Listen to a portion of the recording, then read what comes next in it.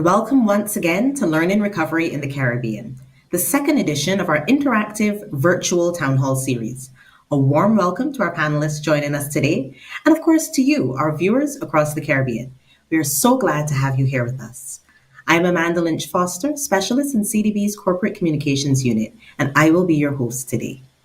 These two town hall sessions have been designed to provide you with the opportunity to learn about and ask about Let's REAP, which stands for the Learning, Recovery and Enhancement Program.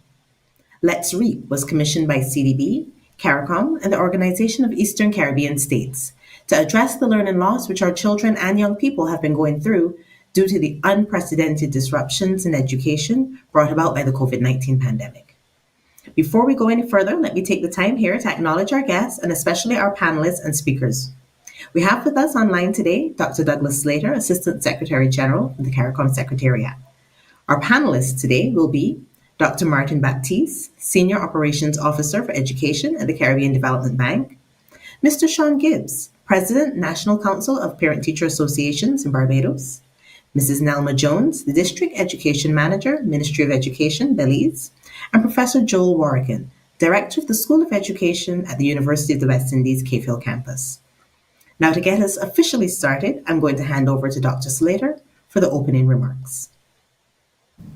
A special good afternoon to all our education partners, our teachers, school leaders, ministerial representatives, our Let's REAP focal points, representatives of our teachers' unions, and principal associations. Your engagement in this town hall, after what I know would have been an energetic day of supporting our students across the region, is an expression of commitment to education. There is no recovery until we all recover. These are the watchwords which have been guiding all actions dedicated to redressing and mitigating the impact of COVID-19 across sectors which support social development.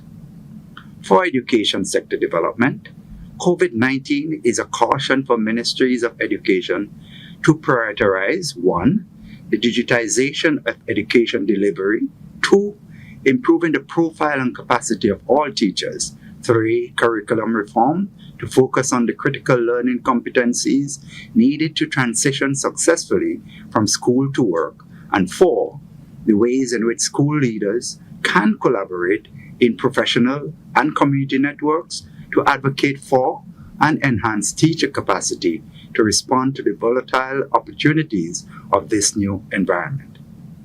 These are critical input and process factors that systems must enable for the design of educational arrangements that are innovative, flexible, and agile. Rebuilding better must also be equal. We now know in nuanced ways the nature of education inequality in terms of which students has access and which groups of schools and teachers are ready and able to support the achievement of learning outcomes. Beyond ensuring a successful transition from early childhood development to primary, to secondary, to higher education, and then to work, we are also concerned with reducing dropout rates and reintegrating those students who remain out of school. Thus, the issues for the marginalized in and through education have become more urgent. The CARICOM Secretariat is pleased to have partnered with the Caribbean Development Bank and the OECS in the development of a Learning, Recovery and Enhancement Program for Caribbean schools. The program is two-pronged. On the one hand, it provides guidance to ministries of education on the varieties of enabling conditions that they should put in place to support principals and teachers to increase student learning outcomes. On the other hand, it provides guidance to school leaders and teachers for the operationalization of learning networks, positioning the school as a center of excellence on the front line of student learning recovery and enhancement. Critically, the program emphasizes the design by communities of practices at multiple levels and attends to education as a measure of social conscience, pointing to the need to design interventions with the needs of the vulnerable in mind. It underscores a rights-based approach, driving educational development by fostering capacities in schools around data collection and the use of data by teachers to justify the accommodations to be made when reducing hurdles to learning. Together, through the implementation of Let's Reap in the Caribbean community, all will mean all. Though the impact of implementing Let's Reap is not immediately quantifiable, its effect will tell 9 years from now. In 2030, when we see the influence of a decade of action in education on individual earning power, the collective GDPs of our region, and the intersection between people and technology as together we navigate Industry 5.0 with the citizenry able to work and collaborate with smart technologies. Criticality, innovation, and entrepreneurship are the new call signs for education. Let's Reap seek to support schools in meeting this call. Let us move collectively to reach each teacher, to engage each school, to energize each parent, and to activate each student. I thank you. Thank you so much, Dr. Slater. Now, in case you weren't with us last week, or even if you were and you need to have your memory refreshed, it's important to provide some context here. As I would have said at the top, these town halls are to help educators and parents learn more about Let's Read, which is a program commissioned by CDB, CARICOM, and the OECS to help students make up the ground, which has been lost in the past nearly 2 years since the COVID-19 pandemic. So, to give us an overview of what the Let's Read program is all about, I'm inviting my colleague, Dr. Martin Baptiste, to give us a brief presentation. Dr. Baptiste?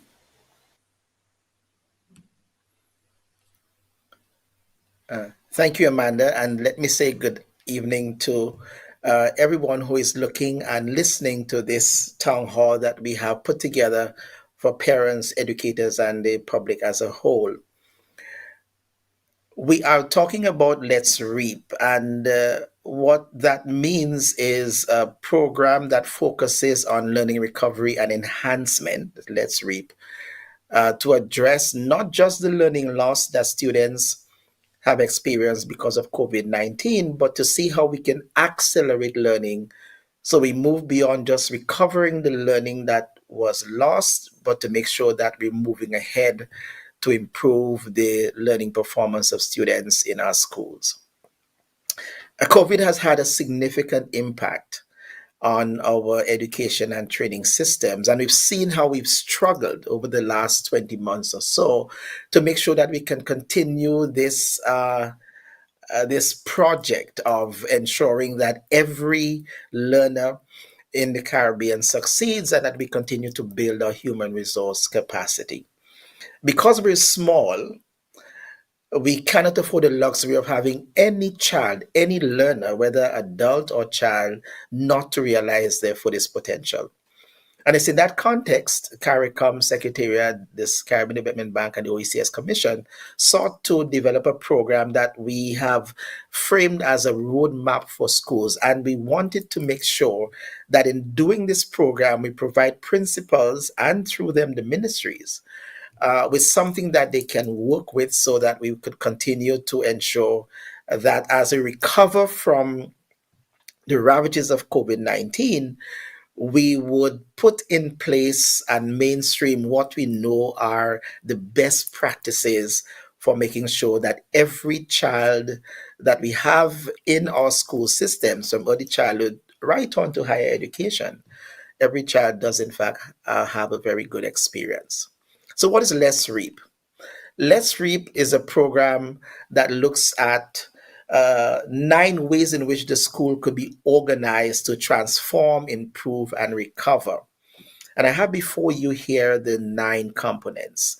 It's a program that allows principals to focus on what must be done to make sure that as we go back to school, or as we go between school and home, depending on our circumstance, how can we ensure that we continue to focus attention on giving students the best experience possible? Those 9 components: leadership and accountability, management and communication, regional and national partnerships, and we go on. In each of these, we have identified a number of initiatives that school principals and their leadership teams in partnership with the community can in fact activate. Just 21 actions that we're recommending. So for example, we're encouraging that schools develop communities of practice. The truth is that, and we see it in schools that work well, when teachers and principals sit together, discuss together, and strategize about how to assist students, they then are able to give every child the best possible experience. We call it communities of practice. And so, a big part of this, as you would hear throughout this program, is to encourage schools to do this as a way in which we are setting up ourselves for learning success. Another part has to do with teacher support. And so we know about the usual capacity building and training of teachers. But a big part of leadership has to do with formative assessment.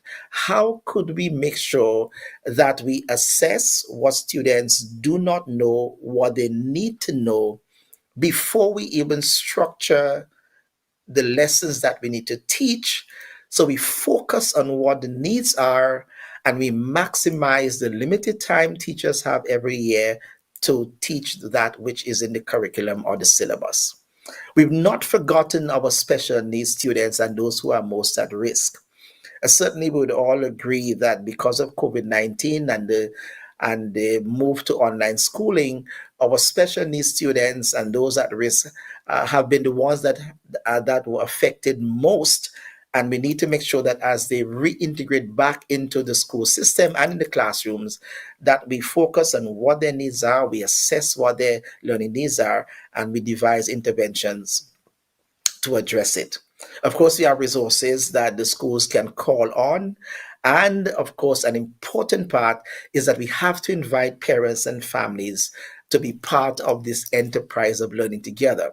What COVID has done was to ensure that we remember that together we are a team, that the school, the family, the community must work together to ensure that we give our students the best experience. What are the resources that we're putting in place? Well, we have recommended, and in Let's Reap, we have national focal points that have been appointed across the region from Belize in the north to Suriname in the south. And they are working to make sure that this program is implemented, supporting principals. And as we move towards implementation over the next 2 or 3 years, their work is critical in making sure that everything works out well.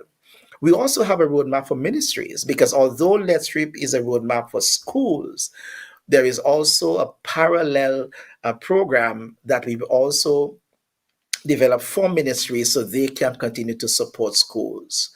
And of course, we have some additional tools that that we're making available to principals and their teachers so they can continue to do the great work that they're doing. What are the next steps? Well, I did mention that we are talking about setting up communities of practice at the school level, encouraging principals to bring together the teachers where they sit together every day, every week, strategize, discuss, and ensure that the interventions that the school are in fact implementing for every child is based on the collective knowledge of all of the teachers. In great schools, that's how it happens. Teachers work together to serve together. And so when you send your child, they return to you a scholar who has done quite well and who is well on his or her way to do that which they need to advance their life. We'll focus on capacity building, training for schools and principals in how to lead communities of practice at the school level, but also the national level. And there's an important part that we talk about the whole idea of diagnostic assessment, where we are recommending what is good practice before you teach, you assess to make sure you know exactly what you need to teach. So you don't teach what the child already knows, and you're able to diagnose, so you're able to organize lessons that could address the learning needs of each child.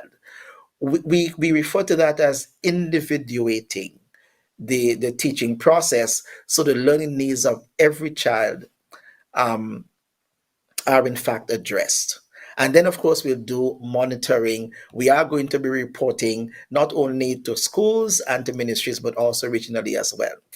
I'm going to end by sharing with you the three pillars of Let's Read. Diagnostics, assessment using data, with schools making sure that as they plan, as they teach, as they test, as they teach, as they discuss, they're using the information that they have in terms of what students know, what it is students need to know. All of that information must be part of how the school sits down and does its work in terms of making sure every child is accommodated. Dialogue, communities of practice, sitting together as professionals and ensuring that together we strategize to make sure that every child is given the best experience.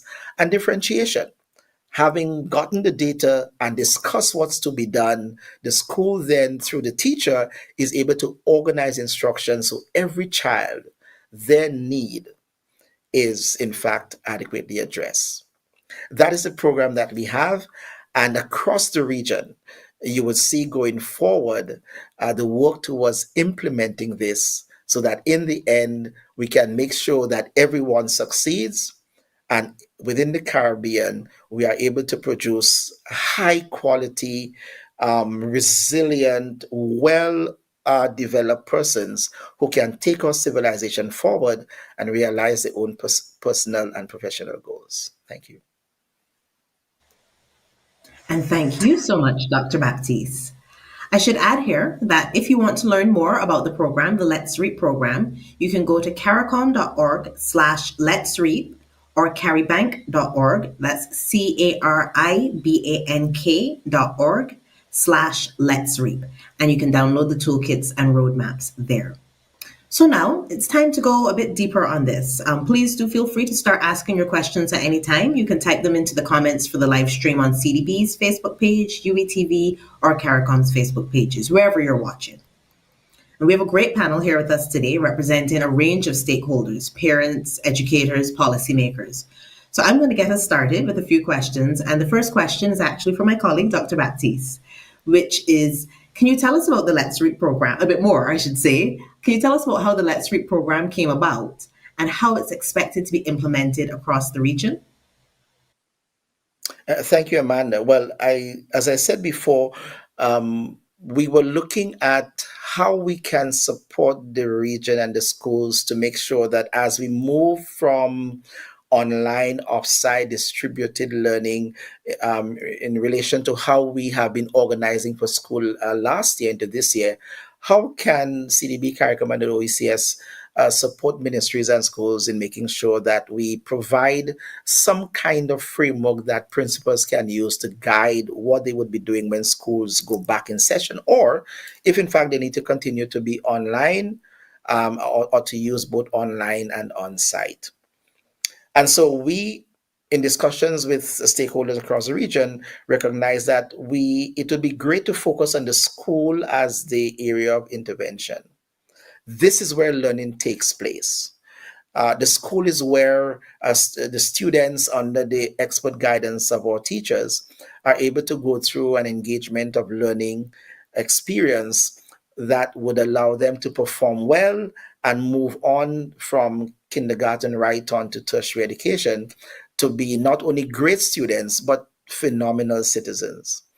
And so we organize Let's Reap to focus on the school and to give principals a roadmap that says, here are 21 things that if you do them, you're not only going to recover the loss of learning that the COVID-19 occasioned on us, but you're going to accelerate learning so that your students would be able not to be disadvantaged because of COVID, but to leapfrog into a much better learning experience and show better performance as the months and years go by.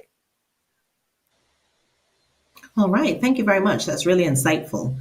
I'm going to turn now to Mr. Gibbs, the parent representative, so to speak. For better or worse, parents have necessarily been on the front lines of teaching and learning during the pandemic. I can attest to that. What kind of experiences have you been hearing about from parents shared on the challenges of supporting and maintaining their children's learning during the pandemic? Hi, good evening. Very interesting topic, and I must say, REAP is really and truly a necessary thing at this time, and I do hope that they reap the benefits of their intention. I have one thing that I will pick up with Dr. Baptiste. The parent support on your panel of nine instruments is a bit too far from the top, and it should be closer to the teachers, because parents and teachers go hand in hand. As was just said, we are the first teachers. We are the first of everything for our children, and that is where it all starts. There's been a mixed bag, a mixed approach on how the children are doing, how we are managing online, and I would say that a lot of children are doing well, even though there's an insatiable desire to get back to face-to-face classing. Teaching is face-to-face. So this is an alternative, and some are doing very well with it, and some are really struggling to come online. Today, as I speak, there are still children who have not been seen online since it started. And it might be for a number of reasons, including some parents are juggling their work commitments and their children. If you are fortunate to stay at home, which is a plus, if you stay at home and working, that you can sit with your children, make sure they're up early and such like, and definitely working online. And that's if you're working. If you're not working, that's a big hassle. Then you have the finding suitable supervision for the children.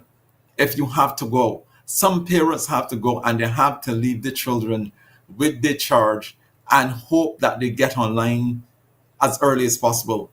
Some call back to see how they're doing, but not all would live up to the standard that is expected. The other issue is internet connection. The bandwidth and such like at this stage, we're getting a lot of problems with the internet connection dropping out. And you don't know when it is played upon by the children or if it is real. However, if you are tech savvy, that you can investigate at the same time, then you will know whether or not you need to speak to the carrier or if you need to speak to your child. But it is real. The dropping out is a big challenge. And they always say, one of the things that we find evident at this stage is that a lot of children now are complaining about headaches and such like, and it's directly to the screen time. It's affecting the eyes, and a lot of children are now going for glasses. The opticians are doing well, unfortunately, but a lot of children are going for glasses. And that brings us to, where is your children sitting? Are they comfortable? Because one thing that we find is that some people work anywhere. As long as they can get a computer, plug in, they work. But the ergonomics are poor, as it's affecting the children. Very recently, a young lady told me she like typing, but now it's affecting her because her hands are giving trouble. And I know this is a constant complaint for many of children. I would say, we always talk about teachers and parents, but we must understand that teachers are parents too. And the same challenges that we have, they have. But let me be quick to say, they're doing an awesome job. They're doing a wonderful job to really bring us up to space with what is happening at this stage. And another thing I'll put in at this time is dieting. We need to focus on our children's diet. Get out the high sugar out of what they're taking in. And I know it's hard to do so with all the other challenges, but make it part of what you do. These are some of the challenges that we as parents are dealing with at this time. Thank you so much, Mr. Gibbs. And so many of the things that you spoke about, I can relate to as a parent, and I'm sure many parents can relate to. And you touched on a range of issues, not just the mental impact of COVID-19 and hybrid learning, remote learning, and what have you on children, but even the physical impact. I mean, my daughter already had glasses, but yes, I have noticed that some of her classmates have gotten glasses during this time, and it's something to seriously think about. And the technology and bandwidth issues, of course, affect us all. Affect children when they can't get on. Affect teachers sometimes when they can't get on. It's as you said, remote learning is an alternative, but I don't think it can really replace face-to-face learning, particularly for young people. My next question goes to Ms. Jones, Nelma Jones. And that question is, how do you see Let's Read helping to close some of the learning gaps that have opened up during this time? Pleasant good evening to my fellow panelists, moderator, and everyone at home and across the region that is tuning to this important event. We know that countries across the region through the Let's Read program require exploration of research-based support for students to enhance learning, and for all, due to the loss that we have gotten because of COVID-19 pandemic and the extended related school closure. One of the key thing that I am sure the Let's Read program will enhance our way forward is through early planning. Early planning is essential because it allows us to direct resources to effectively manage this crisis with cost efficient strategies. Additionally, I can tell you that through the support of the Ministry of Education, although Let's Reap is asking that schools move forward in terms of the school taking ownership for their problems. However, with the Let's Reap program, I am sure that we have, or we were forced to move towards technology. One example of how it will make a difference is the Teaching Learning Institute. Here in Belize, we have for example, here in Belize, we have a Teacher Learning Institute, which is a dynamic education portal designed to support Belizean educators as they explore relevant teaching and learning methodology based on research, trends, and best practices. So that's one good outcome of this Let's Read program, because it provides both synchronous and asynchronous mediums to be utilized by schools and to ensure that teacher education and development remains responsive, accessible, and reach the people, and offer professional development session pertaining to educational topics and issues. It also serves as a forum for professional community of practice, which is one of the key goals of the Let's Read program. It maintains a kind of repository for educational resources driven by contextual, pedagogical, content-specific classroom needs, and it facilitates linkages and connections locally, regionally, and international with our international affiliates. Another way in which it can enhance the situation is through the provision of resources. The Ministry of Education can provide resources, example for printing for learning packages, especially for those who cannot engage in remote learning. Our goal in the Ministry of Education here in Belize is to source every student with an electronic device from grade 6 to 12 using a phasing approach. We have already begun, and the process is in the process of disseminating 10,300 devices to secondary schools. However, that goes to students who are at the lower quintile or at risk. and but we still do have a gap of about 5,500.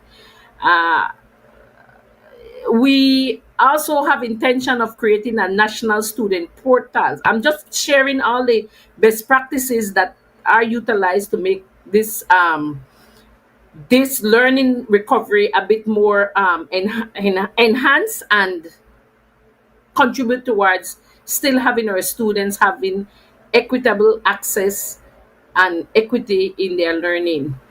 We also have a national student portal as a part of its vision, or our vision, to make education inclusive, more accessible, and that portal will be sourced with resources that are aligned to the curriculum.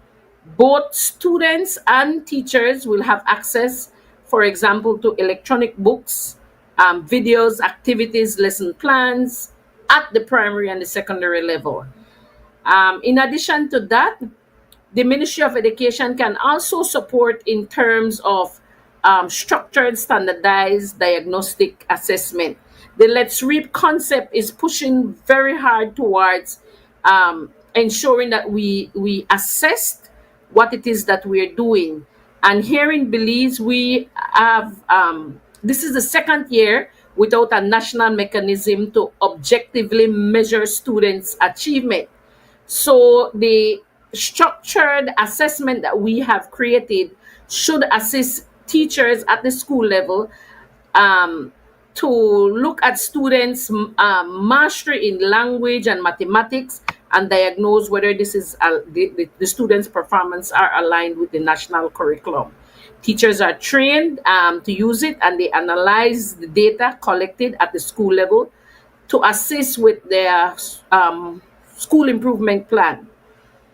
It is simultaneously, this is also very useful for the Ministry of Education because it helps to evaluate the effectiveness of the current distant learning modalities of teaching and learning in our schools. Lastly, I think that the ministry can support, or along the region can provide support in terms of monitoring the condition of school operations, so that we preserve the overall health and safety of our students. Here in Belize, we have created a guideline which provides school with a framework to operate within the COVID-19 protocol. And at this end, the ministry can use that a guideline to lead efforts to monitor and supervise for system readiness, to support school responsiveness, and also the continuity of learning and processes that will build system resilience. So those are some of the things that's happening within this program of Let's Reap. All right. Thank you so much, Mrs. Jones. That was very thorough and it's very holistic in terms of the multifaceted support that your ministry is providing. I'm going to turn to Professor Warrican now. And I wanted to talk about teacher education and how these institutions can support the sustainability of Let's Reap nationally and regionally, of course, because this is a regional program. So, Professor Warrican, what kind of support can teacher training institutions like the Institute of Education lend to the Let's Reap program? Okay, thank you, and good night to everybody. Just to put this into context, I like to liken education in the region to a chain with several broken links. And why do I say that? We have many good stakeholders, many good institutions, organizations doing quite a lot, but quite often they're doing these things separately. So teacher education, teacher training, quite often, to a large extent, unfortunately, happens in silo. A teacher's college, they train teachers, the teachers go out to the schools, and there's not a connection between, further connection between the training college and the schools. You don't see the lecturers, the trainers in the schools on a weekly basis working with the teachers. I think Let's Reap is trying to create that bridge, bringing organizations together, bringing schools together, bringing people at different levels together to tackle some of the challenges. So what exactly can the teacher education institutions do? I believe one major thing is that we need to have a greater presence of personnel from the teacher education units in schools dealing with professional development. They need to work hand in hand with ministries of education and with the schools to do that continuous and professional education. So, for example, we need them to do training sessions, short training sessions, where they help to build skills among teachers in coming to know their students' needs. And so that when they know the students' needs, the teachers can then tackle the issue at hand. Let's Reap is about diagnostics. It's about assessment. So we have to help the teachers to learn those skills. Those skills don't just magically appear. Again, a very important principle of Let's Reap, it's leadership, strong leadership. That is embedded in Let's Reap. So again, the teachers' colleges, the teacher institutions, teacher training institution need to work with the school leaders. We need instructional leaders of the principals, and we also need teacher leaders among the teachers. So the colleges have a role to play in helping to build those types of skills. We need to help teachers to develop the skills. To some extent, I mentioned that before, to become diagnosticians. For too long have we been operating where we teach to a curriculum. We teach to the whole class. We need to know what each child can do, what each child needs are, and work together to help the teachers to gain that skills, to become the diagnosticians that we want, so that they can work with the students to assess them and then plan their programs for them. We do not just want to promote the workshop seminar type culture. We believe that persons in teacher education need to have a physical and virtual presence in schools and education settings. Why? Because it is one thing doing in a workshop, showing in a workshop that this is how you diagnose children. It's another thing when you are there in the school, modeling good and effective practice. So we want to see a greater presence of persons from the teachers' colleges and the institutes and so forth in the schools, holding hands with teachers, planning with them, teaching with them, and so forth. I think that's the best way. We can't just divorce ourselves from what happened in the school. And the last thing I want to emphasize is to acknowledge the power of technology. Technology is a powerful tool to support teaching and learning. We can't just be thinking that we want this COVID to be over so that things can go back to normal. Of course, we want to have our children in the schools because we know the importance of the social part of education, not just the academic. But even as we do that, we must recognize that the technology should be embraced. It's there to be used. We are seeing how teachers have now been using that technology. We do not want a situation where when COVID has passed, when things go back to normal, that we ignore and we abandon the technology. So the colleges need to be there to help teachers to use this technology, demonstrate, again, through the coaching and the modeling, show them what best practices, demonstrate to them. Don't just leave them on their own. The technology can be a frightening thing if you were not born into the age of technology. Many of our teachers were not born into that age. So the comfort with which many students move with the technology, many of our teachers are not moving in the same way. So we as educators, we have got to help our teachers to embrace this technology and become more skilled in it. Thank you.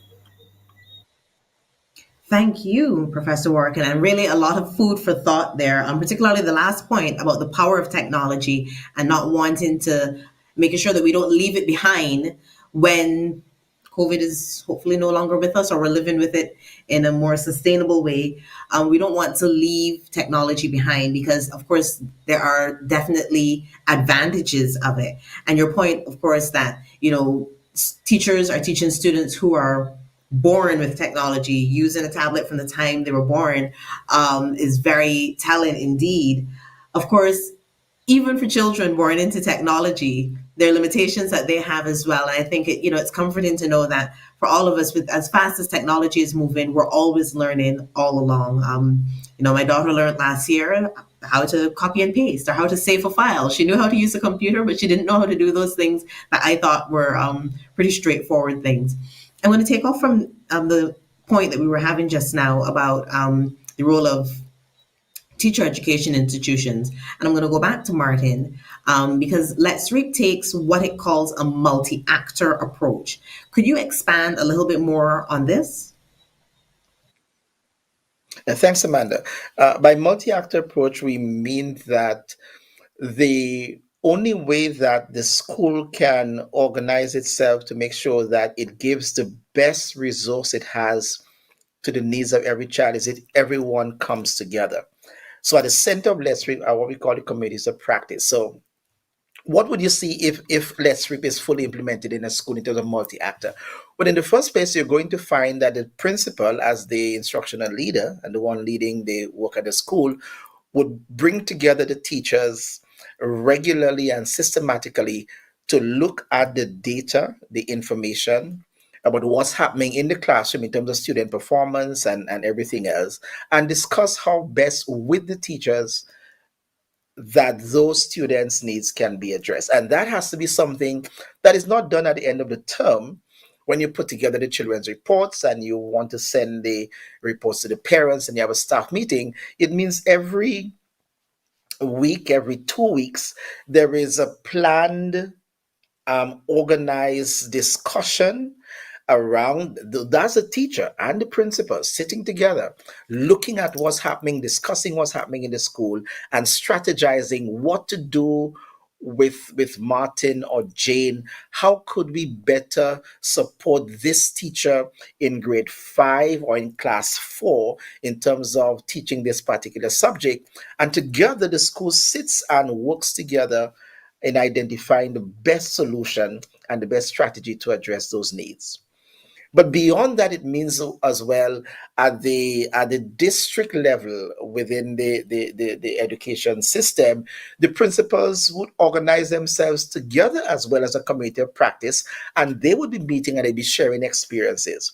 What it is that I am doing in the school in relation to helping teachers to differentiate instruction. How am I getting my teachers to go about teaching this particular concept better? And as they share experiences, they're then able to identify what are the best practices and then go back with a lot more ideas that the schools and the teachers can implement. And we go wider at the community level. We go beyond just having a PTA meeting. It means that parents and teachers are sitting together, they're discussing using the existing mechanism, parent-teacher conferences and parent-class conferences, but it's really focused on looking at what the results are saying and how best to do that. I know, Mr. Gibbs, the placement of the parents at the end of the Let's Reap components is not intended to show any distancing of that arrangement. In fact, COVID has taught us that if anything, the connection between parents and caregivers and guardians and teachers, that connection is quite close. I think what COVID has taught us is that we needed to make sure that there is a discussion and an understanding and an arrangement of how the parents in the home environment can better organize to support the child when he or she is involved in learning at home. What kinds of behaviors would in fact disrupt or disturb or inhibit the teaching learning processes? What kind of behaviors encourage it? And to see how parents understand that and they can really support what's happening. And and vice versa. And then beyond just the parents and the school and so on, even across the region, we are through the focal points. You have everyone meeting together again to strategize, again to discuss what is good practice, so that when these different arrangements and these different communities of engagement are working from the school level right up to the regional level, you can see how the ebb and flow of discussion, best practice, strategizing, reporting, and supporting each other results in a place where we bring together the collective wisdom and intellectual capacity of the region, focused on every child, so every child gets the best experience. That is the dream. And that's what we are hoping through this program we are going to energize and support ministries and schools in putting in place. All right. Thank you so much, Dr. Baptiste. And I'm actually going to take off from a point that you made just now about the focus on parents, and that parents are still very much integral to the success of this learning recovery and enhancement program. Because it's not just recovering, but hopefully being further ahead than we were. And I'm going to aim my next question at Mr. Gibbs, which is Let's Reap has a strong focus on engaging parents and the community in supporting learning. What kinds of support would parents welcome from schools to better support learners? What have you been hearing? One of the things that I would say, and let's be candid, it takes a village to raise a child, and no less than it is here. What happens is that, let's go back to children at home and getting necessary supervision. I always say, we talk about frontline workers who are out there standing in the vanguard for all of us in terms of healthcare, but they are parents too, and their children are usually set up for the task at hand while they are at work. But for the parent who want a better relationship with the school, I would say to you, teachers are so integral that the same impact that teachers have on children, they have on parents also. And I would like to see and continue more at this time. And Dr. Baptiste mentioned it, that this time, this pandemic has shown us that this is the closest time in parent-teacher involvement that they've ever been. A click, and you are now involved with all your teachers and all your children on a click. But I want this to go further. Let us work this here for the benefit of our relationship, so that when the pandemic is over, whenever that might be, we must maintain the same level of connectivity that parents have with teachers and take it to the next level. We know there are a few that are undesirable, but a vast majority of parents and teachers are working the online system and getting the benefits out of it, despite what we see. What we would like to see going on is the two-way communication, cooperation, and collaboration between the home and the school. But I would like to say to parents, always remember, you are there when your children are online to observe. You don't help them with the work. You don't answer the questions. And your behavior must be at its best, because if they were at school, you would not be there. And give the teachers the support. I always say, we are the first teachers, but the teachers are the professionals. Thank you so much, Mr. Gibbs. Those are excellent points, actually. And my next question is back to Dr. Baptiste, which is, does any component of the Let's Read program address the psychosocial and social and emotional learning needs of students?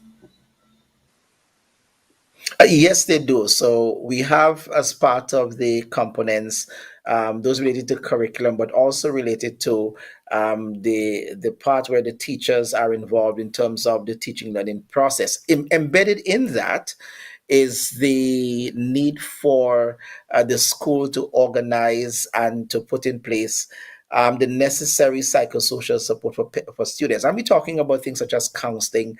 We're encouraging, for example, and through the communities of practice, how can we as a learning community in the school provide a learning environment that is conducive for learning, a safe um, environment where the texture of the classroom is inviting and colorful and pleasant, where we support, where the teacher and the students support each other in terms of encouraging each one to do what is best to support the best of the engagement together. And that is part of that. It's also linked to also the part where the ministries, remember we have a roadmap for principals and a roadmap for ministries, where the ministries can bring into the school, based on the needs that are identified, the kinds of student support services and counseling and other kinds of services that in fact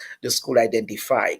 The truth is that once the needs are identified in the classroom, the teacher would have resources that he or she could draw on, including in some cases inviting parents who have the experience and the knowledge and the professional expertise to come in and to add value to what the teacher is doing. So that partnership with, so it's about drawing on the resources that are available in the school, first of all, among themselves, in the community at large and wider, so you can bring the kind of support, mental health support, to the learning process, that is very targeted, but is based on identified needs. And so across Let's Reap, we're encouraging, again, the dialogue. The communities of practice would sit together, identify where the gaps are, and through that process, identify where is the quickest and most effective resource that we have. It may be a neighbor next door. It may be a professional that is part of the PTA or not, someone that is able to come in. It may be asking the ministry to get us support. But yes, as part of the learning process is to let the dialogue identify the need and the differentiation, reach out to the resource that it may be available either at your doorstep or beyond that, to make sure that the school and the students and teachers are able to access those kinds of support. Thanks so much for that, Dr. Baptiste.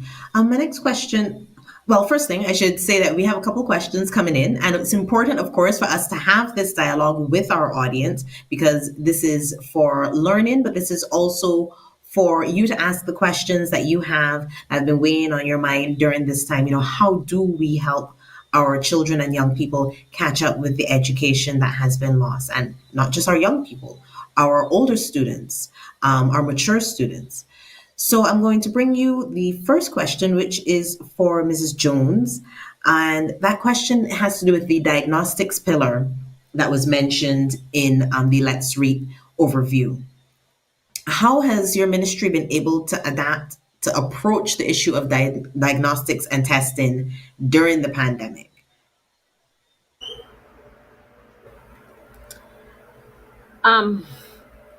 We have a national examination, and we have abandoned that examination for the said reason, because of the pandemic. The Ministry of Education has a unit called Examination Unit, and the Examination Unit created the diagnostic, aligned with the curriculum and what the expectation for each level should be, and then they produce those electronically and then disseminate to schools. So it replaced the standardized exam, that at least the schools now have a measure to see where their students are at and what have been lost, and then the schools can decide how they can create any kind of intervention, pyramid of intervention for students learning. That's how we got it done. Okay, thank you so much for that. My next question goes back to Professor Warrican, actually, because one of the, we focused a lot on children and young people, but there are older students, there are university students, college students. And a lot of focus has been placed on the impact of COVID-19 on the primary and secondary education sector. But what are your concerns for the impact on higher education, tertiary education? And what do tertiary education institutions need to do to redress learning loss at that level? Okay, thanks a lot. Excellent question. And, you know, it's interesting. Quite often, when we think about students in higher education, we often think about them as high flyers. These are the ones who made it. These are the ones who are doing well. And we quite often forget that they come into higher education with weaknesses, with gaps in their knowledge and skills, and lack of resources quite often. For example, many of them do not have adequate devices on which to work. When they're face to face, they're able to go into computer labs and so forth and use the college or university facilities. They do not have reliable access to internet connectivity or even an appropriate space where they can learn in some level of comfort. So my major concern, though, for these students is that many of these individuals are coming to higher education from secondary schools already with major deficits and deficits that have been exacerbated because of COVID and all that is happening. So when they come in, they find themselves struggling. Under normal condition, the transition from secondary school to higher education can be very stressful. In COVID times, it is multiplied exponentially. So, what can higher education do to accommodate those students? Because they've had loss from secondary school, and they are in an environment now where they may just not be keeping up because of conditions, because of lack of resources, etc. So what can be done?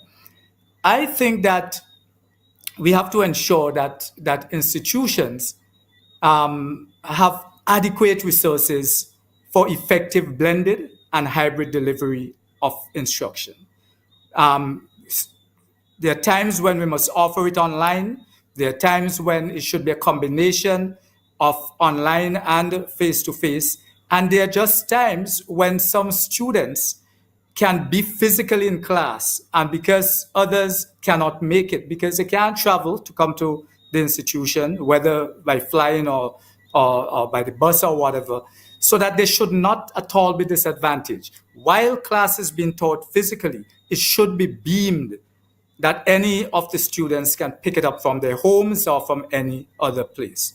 I think one of the things that many colleges and universities are struggling with is that things are left too much to individual lecturers to institute what should be. But these institutions need to have clear policies on activities. So, for example, there should be a policy on recording of lectures. You can't leave it to an individual lecturer to decide whether the lecture should be recorded or not, because there are many students, disadvantaged students, who may not be able to log in at a particular time. So there should be a policy, for example, that says in this period, all lectures should be recorded. I think higher education has always suffered from a lack of training, pedagogical training, andragogical training. There's always that assumption that I'm a lecturer, that I'm not like a teacher. I'm not a teacher, and teachers go through the period of training and so forth. But I think it's important that colleges and universities move towards training their academic staff in effective andragogy, pedagogy, assessment, and especially emphasize it for the distributed environment. Because we are now living in a region, I keep saying this, that we are affected by a number of natural disasters. And it depends on what the disaster is. You're forced to stay home, so learning is happening offline. But sometimes it is with the use of technology, because if it's a hurricane, you quite often can't use the internet. So we have to train the staff how to teach and how to assess whether it is using the digital technology, whether it is meeting students on radio and television, whether it is sending that kind of training for our academic staff. We need to implement structures that see same courses being offered at different times in the day. Because many of these struggling students are struggling because they have to work, they have to deal with families, etc. So that sometimes when classes are being offered, that student just cannot tap into it. So it is important that it's being offered at different times in the day. It is also important, in my opinion, that these classes are not just offered in a single semester, but that they are repeated, so that if for whatever reason a student couldn't take it this semester, be it a family crisis, they can take it in the second semester or even in the summer semester. And institutions have got to be behind their students to help them to get the financial assistance that they need.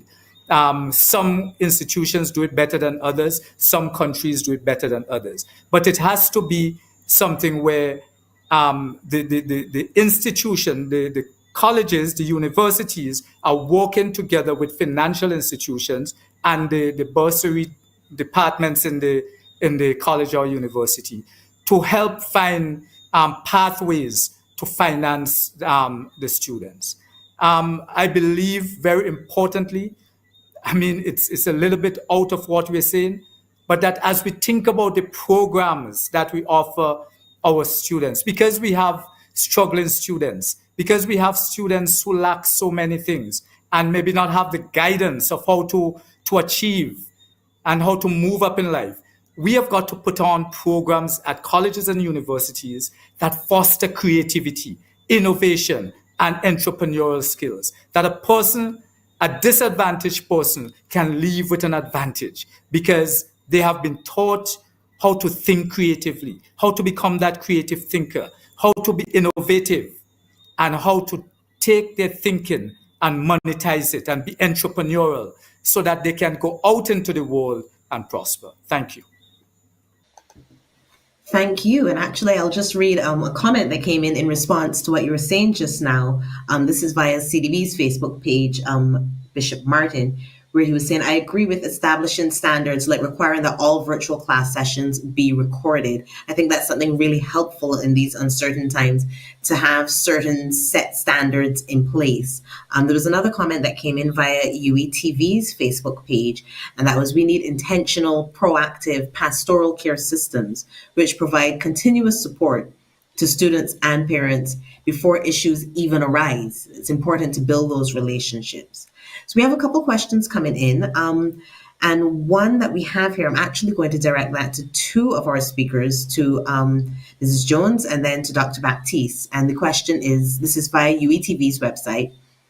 Given the ways in which the pandemic has had equal impacts in terms of stress on parents, teachers, and students, how can Let's Reap work to enhance the relationships between the three, to enhance the learning experience for all learners, especially those who are struggling?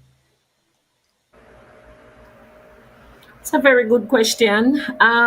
The philosophy of one of the principles of Let's Read program is the community of practices, and the belief that every child is entitled to an education, and that come as a result from strong partnership between schools and all relevant stakeholders. Parents, you are very, very important. One way in which that can be done is for parents to be a part of those groups, be representative on a school base. Let's Reap community of practice in the school, because your participation can increase the transparencies of all the internal processes for collecting and processing and analyzing and making information about the school relevant to the school, because you are the ones who are enduring the whole aspect of new form of education, and so your input is greatly needed. That I can say for certain is one way in which um, Let's Reap can enhance that school community relationship. Okay, thank you so much, Dr. Baptiste. No, yeah, because I'm hearing about the focus on well-being as being a big part of what Let's Reap is about. So under the component that has to do with special needs, one of the strategies that we're asking principals to organize and ministries has to do with assisting with psychosocial support for for students as well as for teachers. And under the parent engagement um, component, there is a strategy where we're asking the schools and the ministries to make sure that whatever is done also focuses on disengaged parents. And I think it's because we want to make sure that you mobilize the full resources that are available um, within this community and the school to make sure that we laser focus on making sure that every child gets the best experience possible. It's linked to what Professor Warrican mentioned about the new paradigm in terms of higher education, but learning as a whole, that this is about making an investment where you do want to get the returns on your investment. Everything must be done to make sure that the student learns. Everything must be done to make sure that the parent is supported because we're part of a symbiotic whole where everyone is contributing not just to the experience but to the outcomes that are happening. And so Let's Read does in fact have a deliberate focus on making sure we're not only focused on making sure that the students can do math and science and social studies, but the quality of the engagement within the classroom, having a very excellent psychosocial classroom environment, but also engaging parents so they too can make sure that they mirror such support in the school. And when they also need any kind of that kind of support, that the school can be a means by which that kind of support can be mobilized and given to the parents. So it's about everyone supporting each other for the sole purpose and making sure that at the end of the enterprise, as a family, as a community, as a nation, and as a region, we develop the best human resource possible so that we can advance the work that we're doing both in our society and in our economy. Thank you so much for that.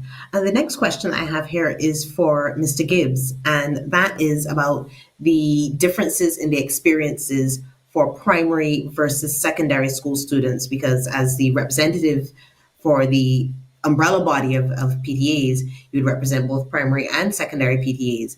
What have you been hearing about the differences in the disruptions and learning experiences for primary versus secondary school students during these past nearly 2 years? Mr. Gibbs? Yes, what I would say to you is that at the junior level, there obviously there's more parent involvement directly with the young students, and that carry two challenges with it. Um, you don't mind the parent involvement, but what you would expect is not for the parent to be helping the children or making themselves a nuisance while the students are online working. As I said earlier, the role of the parent is to supervise, to they're welcome to learn the work, but you don't interrupt the teacher. So you have the parent definitely online with the junior school. Um, Class 4 is a all hands on deck because the classroom, what it means in the environment. But the at the secondary school, you have the children now on independent.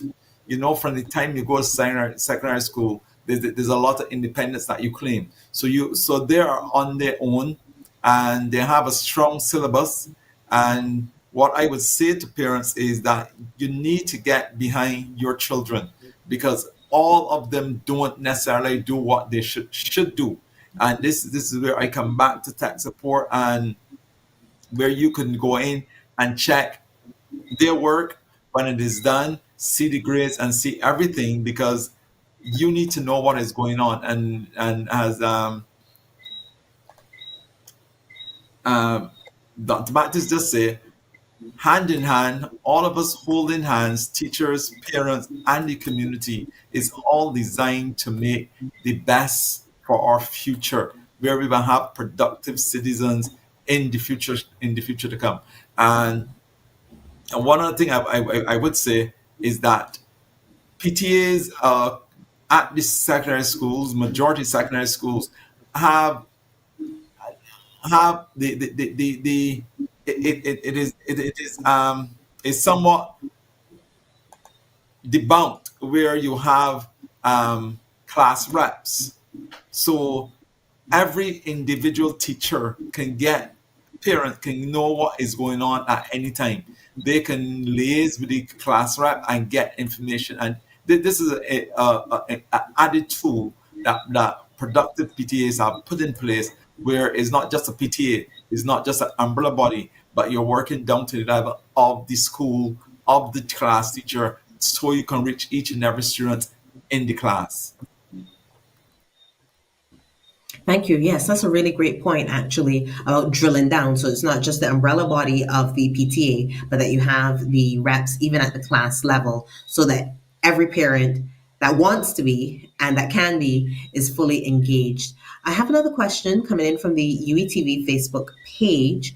It's pretty long, so I'm going to read it out and then I'll say who, I'll call on you to see who it's directed to. And we've heard expert guesstimates about the impact of the COVID-19 pandemic on education, and by extension, the human resources development of some countries and regions of the world. And some of these expert guesstimates have predicted that human resource development plans, due to the impact of COVID-19, could be pushed back by a full decade and more. We don't have, or perhaps we do, in light of no information emanating from formal empirical studies yet into the impact of COVID-19 on education and human resource development goals of the Caribbean. What is it that you are hearing, and what would be your, I guess, expert guesstimate for this region in terms of the impact that COVID-19 will have on the education sector long term and human resources development plans? I'm going to direct that question first to Professor Warrican and then to Dr. Baptiste. Okay, thank you. I'm going to take this from a little bit left field because it is part of human development in the region. One of the things that I'm really passionate about is sports, all sports, particularly more so when it comes to cricket, but all sports. And we have now had 2 years of on and off physical school, and children mostly being confined to their homes. And we see that schools are being creative to do physical education and so forth. I fear that we are going to have a generation of young people growing up without getting the foundation that is needed for professional sports, to become professional sports people, which is a big income earner in our region. We have guys who become professional athletes, go to the Olympics, represent football clubs in Europe and so forth, cricketers, that this thing is going to affect significantly. All of these potential cricketers, potential footballers are at home confined. And the thing about academics, where you can have learning recovery programs that, when well set up, will affect the students and they can recover. With sports is a little bit different. There will be the odd person who can make back up years, but quite often years lost in sports cannot be regained. So I fear for our region, which is has a small population, to draw professional athletes from, and just to have people who will participate in sports recreation. I fear that we are going to lose out of that on that sector in the next 10, 15 years. When we look, we are going to see maybe less productivity than what we normally would see. So that is one aspect that I just want to highlight, that I believe I'm not hearing enough being said about it, that I think is going to be negatively impacted when we do the studies down the line. Thank you. That's a very different. That's a very different and yet a very salient point indeed. I'm going to direct the same question to Dr. Baptiste, which is, with expert guesstimates on the impact of COVID-19 on education and human resources development. And what would be your expert opinion on what this impact could look like for the Caribbean? And let me just add to what Professor Warrican said is beyond sports, but also culture. We risk losing the next generation of our region's cultural professionals, as well as sport, and we need to find a way once we're able to go back to face to face. But also, how could we use the technology to make sure that the next generation of dancers and composers and artists and authors, those who want to be in the film industry, etc. How do we make sure that we get to that as quickly as possible to bring back a holistic focus on learning, not just about math and science, but about all the areas of human endeavor? Anyone who's listening can pull up the research and the estimates of studies done by the Kinsley Group that the learning loss has been significant for every year that the children are out of school, out of face to face. We can get as much as 6 months of learning loss to maybe 15 months, and it then becomes accumulated and exponential. Because remember, we have a continuum of learning. You start in kindergarten, or even before that, the 0 to 2 and the pre-primary, and you build your knowledge capital. You build um, your learning capacity from grade to grade. And when one grade becomes disrupted because you certainly were not able to maximize the opportunity, it has an impact later on. And that is the reason why when we design Let's Reap, we said it cannot be just recovery, has to be enhancement or accelerated learning. And so the only way in which you can accelerate learning is if you're able to bring together the collective wisdom of the school to make sure that you focus on intense engagement in the areas where the need is greatest. And hence the reason why we have the diagnostic assessment. So let me just pivot quickly and just take a minute and explain to the parents and the public. When we talk about diagnostic assessment, and Ms. Jones from Belize gave some idea of that, what Let's Rip is proposing to do. What typically happens in the school is that when the school year begins and the kids turn up for class, the teachers start teaching. The assumption there is that everything that is in the syllabus or the curriculum for the year, let's say social studies, that the child does not know what some of the topics or some of the learning outcomes in the social studies or math curriculum, and you have to teach everything. That is not the case. Because we have limited time, we're recommending it makes sense. Best practice, such as when you go to the doctor, you need to first of all assess what it is the child already knows, so I don't have to waste time teaching the child that thing. And then I can focus on those learning outcomes that the child does not know. That means when school begins or before school begins, ideally, you give the child the test that the child should be doing next June or May. Because I want to know out of the 50 things, I'm just using an example, that the child ought to learn, how many of those the child already know, because I don't have a lot of time and I want to focus on what the child does not know because I need to accelerate learning. You'll be surprised. And I've seen the data, and Professor Warwick, we worked on a previous project where that was wonderfully done.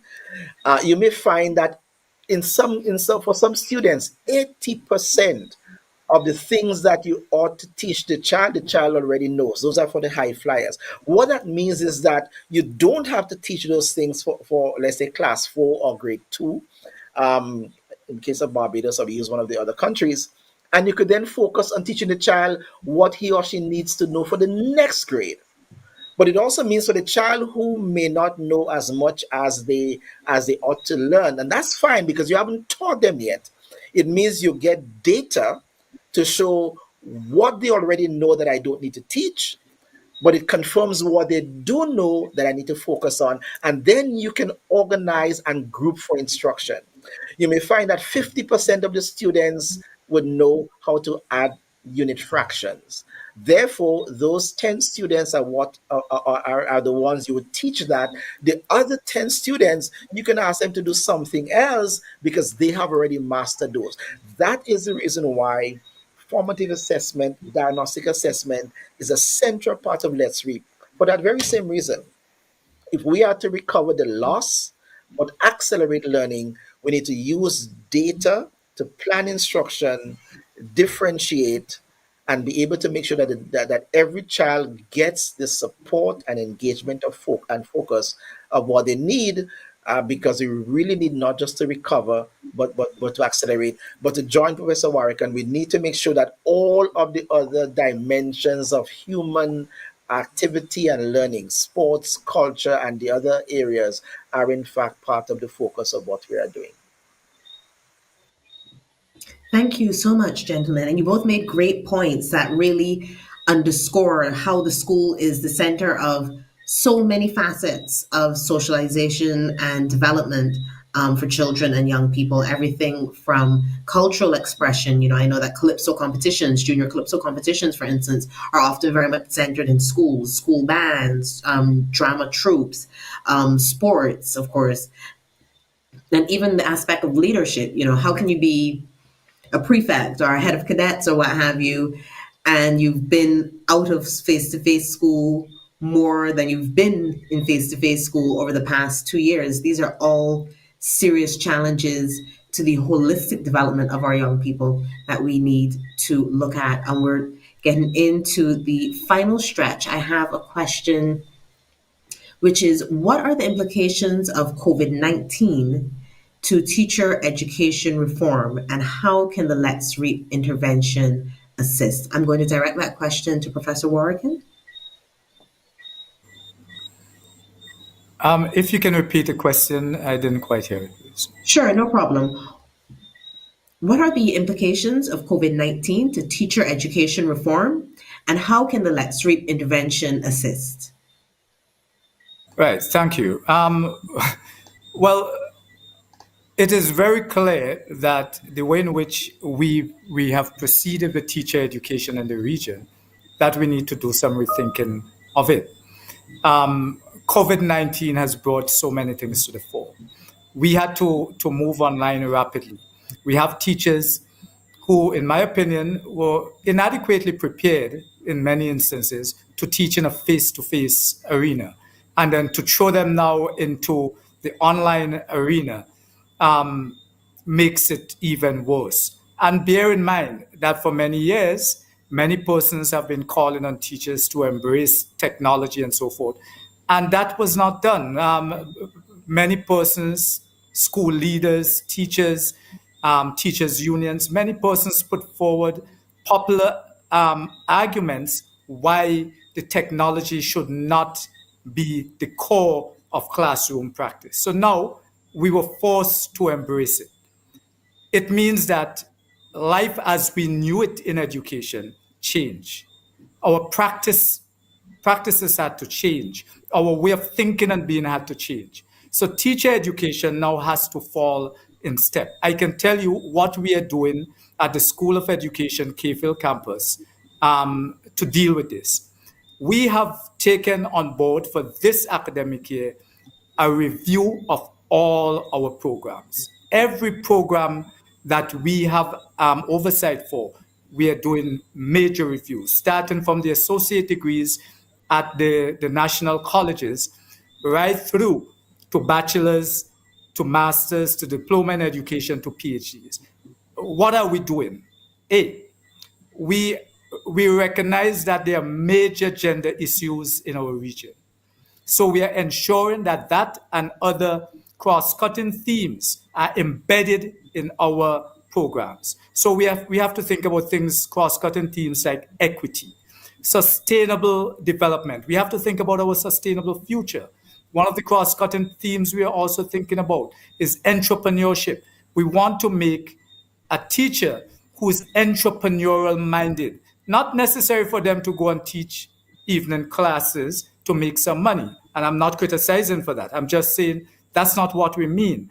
We are talking about if a teacher understands what entrepreneurship is, that can be passed on to the students, because we have a culture where our students are being taught so that they can go out and work for someone. We need them to become more entrepreneurial. So we are revamping our programs. We are thinking about new ways of thinking. In fact, what we have done, or what we are doing, is that we are partnering with SUMA to South America that will help us to bring experts, international experts, to work with us for the associate and bachelor's programs, so that we do not have a myopic view of that which is good. We do not just assume that what we are thinking about is the best thing. We are going to have international persons working with the associate and the bachelor's.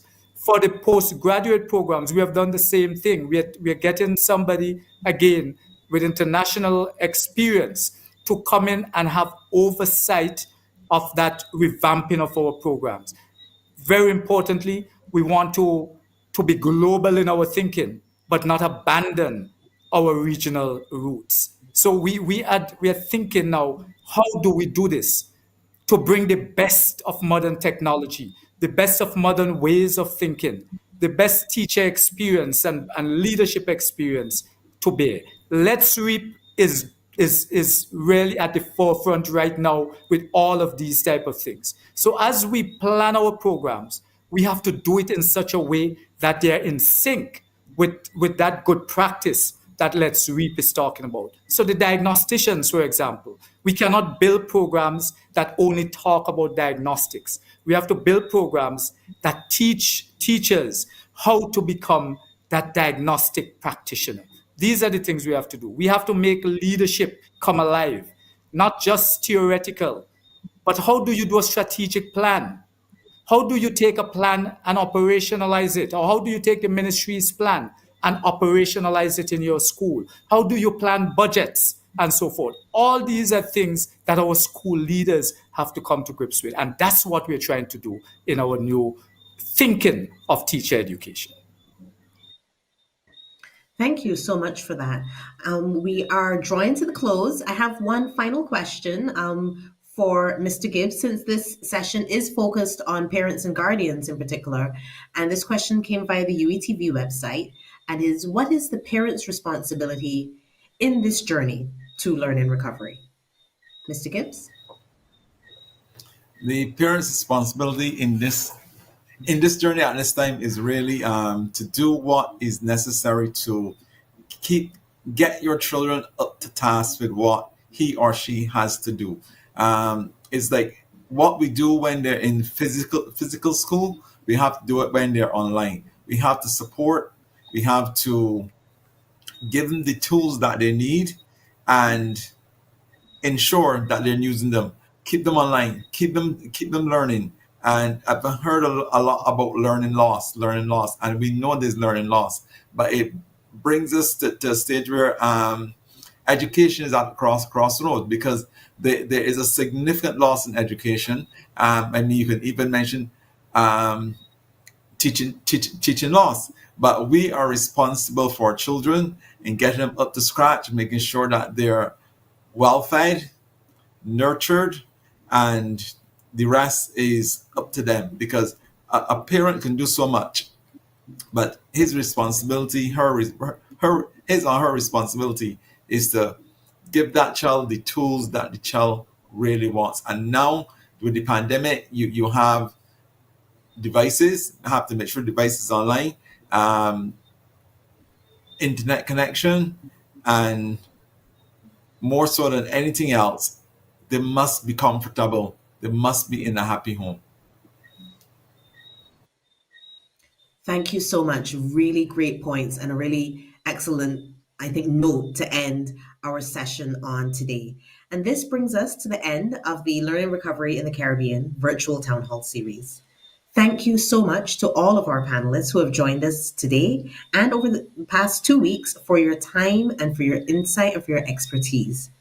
Thank you to our audience for your engagement and interest. We certainly hope this was of assistance to you and has given you new ideas on how to tackle the learning recovery student journey with your students, with your children, with your young people, with your loved ones. Thank you to the team at UETV as always for facilitating and supporting us. And until we meet again, be well and stay safe.